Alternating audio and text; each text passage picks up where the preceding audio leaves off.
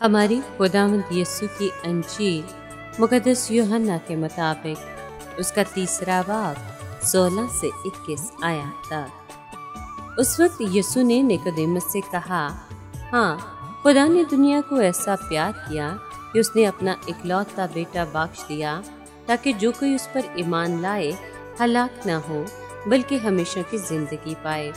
क्योंकि खुदा ने बेटे को दुनिया में इसलिए नहीं भेजा कि दुनिया पर फतवा दे, बल्कि इसलिए कि दुनिया उसके वसीले से निजात पाए। जो उस पर ईमान लाता है उस पर फतवा ना दिया जाएगा, लेकिन जो उस पर ईमान नहीं लाता उस पर फतवा हो चुका, क्योंकि वो खुदा के इकलौते बेटे के नाम पर ईमान ना लाया। और फतवा ये है कि नूर दुनिया में आया और आदमियों ने तारीकी को नूर से ज़्यादा प्यार किया, क्योंकि उनके कलाम बुरे थे। क्योंकि जो कोई बदी करता है वो नूर से दुश्मनी रखता है और नूर के नज़दीक नहीं आता, ऐसा ना हो कि उसके काम नुमाया हो। मगर वो जो सदाकत पर अमल करता है नूर के नज़दीक आता है, ताकि उसके काम नुमाया हो, क्योंकि वे खुदा में किए गए हैं। पाकलाम के पढ़े और सुने जाने पर खुदावंद की बरकत हो, खुदा का शुक्र हो।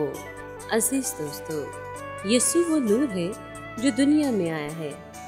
वो खुदा का बेगुनाह और बेदाग बर्रा है।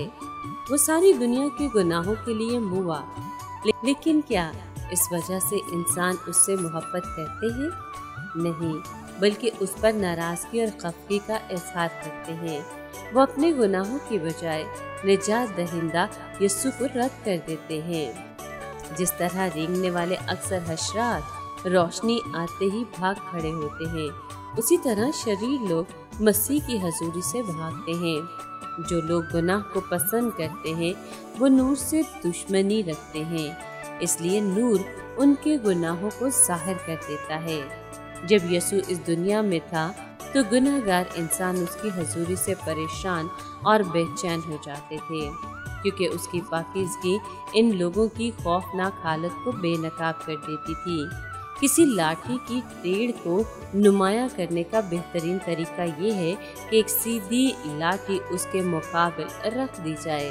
खुदावंद इस दुनिया में कामिल इंसान बनकर आया ताकि उसके मुकाबिल तमाम दीगर इंसानों की टेढ़ बेनकाब हो सके।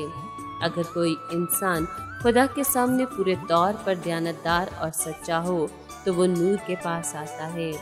जब वो नूर यानी यीशु मसीह के पास आता है तो देखता है कि मैं तो कतई तौर पर गुनाह आलूद और बेवकत हूँ। फिर वो निजात दहिंदा पर ईमान लाएगा और मसीह पर ईमान लाने से उसकी नई पैदाइश हो जाएगी।